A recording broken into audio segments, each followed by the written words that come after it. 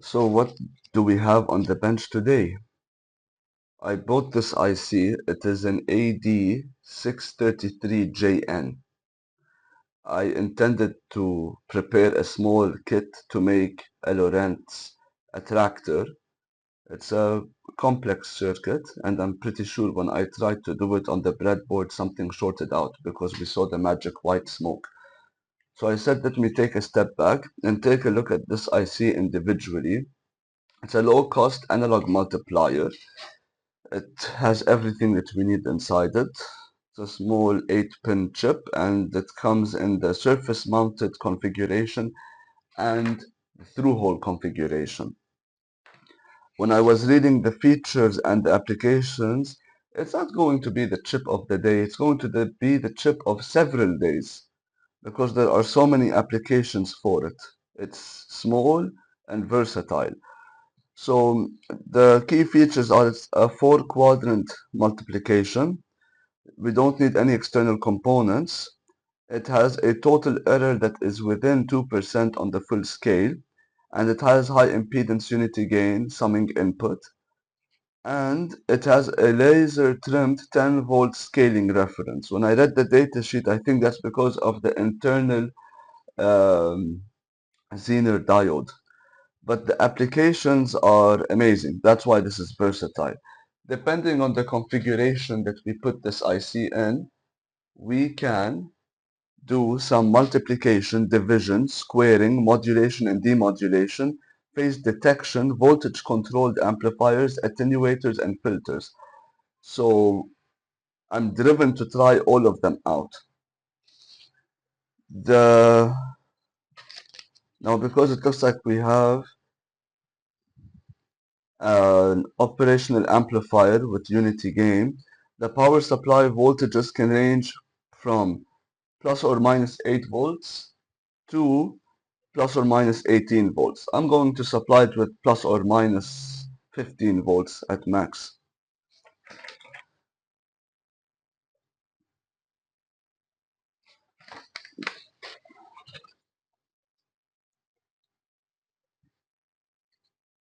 It has the transfer function over here. Now, for those who don't know what the transfer function is, it's basically the output in terms of the input. So the output is pin W, which I think is pin number 7 or 6. We'll take a look at that at the pin out. And the input side, we have X1, Y1, X2, Y2 divided by the 10 volts plus Z, which is a summing input. We'll take a look at that. And it has a small signal bandwidth. The power, okay, so that's everything that we've been through already. And the supply current is actually at a minimum. We get, it will draw 4 milliampere. If we give it plus or minus 15 volts, which is pretty excellent. It's not power hungry. And the maximum is 6 milliampere at 18 volts.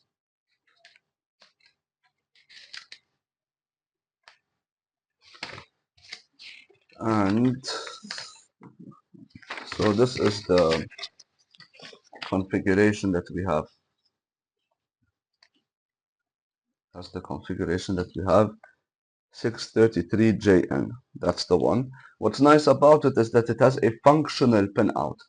It has the inputs on one side and the outputs on the other side.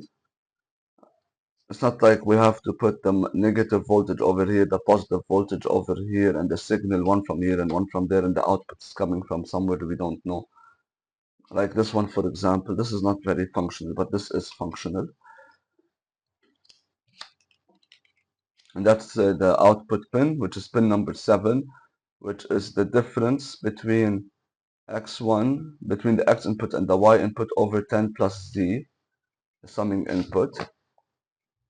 Functional description. A buried Zener reference provides an overall scale factor of 10 volts. So yeah, that's coming from the Zener factor. The sum of X times Y over 10 plus Z is then applied to the output amplifier. The amplifier summing node Z allows the user to add two or more multiplier outputs, converting the output voltage to a current and configure various analog computational functions.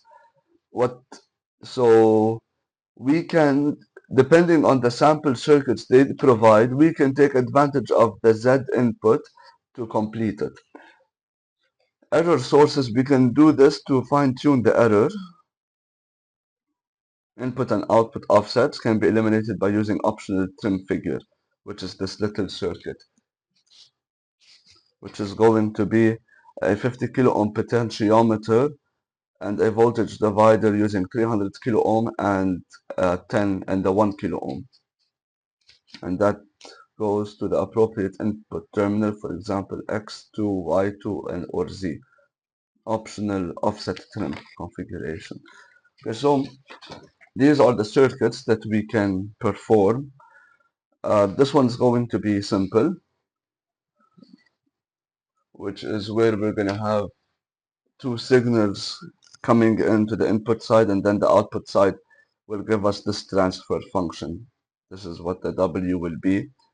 We will see, I'm probably going to inject two DC signals in here because I don't have two signal generators.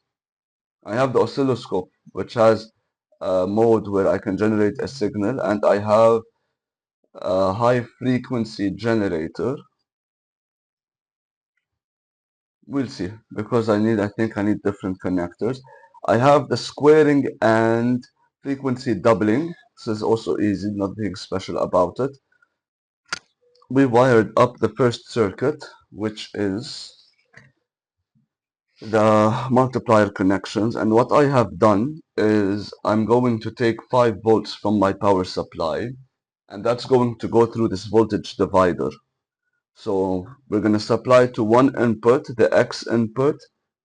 We're going to supply that with 5 volts, and the Y input, we're going to supply it with the 2.5 volts. And the capacitors are just there for filtering between -15 and +15. And should we have a resistor over here at pin number 7? Nope. Let us remove that resistor. I was confusing it with another circuit, I think. Or no, we need that. We'll see the results. This is why we do a bit of experimentation. And the optional summing input is grounded. So let's hook everything up and see the results on the oscilloscope. And on the second input, I'm going to have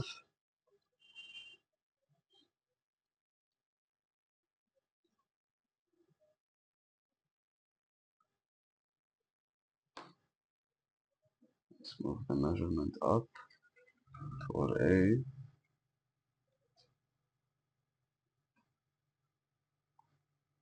I have 2.5 volt. So let's see the output first at the wire without the resistor. There we go. Yeah, I think I didn't press down the IC properly, so there was a connection error. Let me fix the range. 5 volt, F1, vertical scale at 1 volt per division.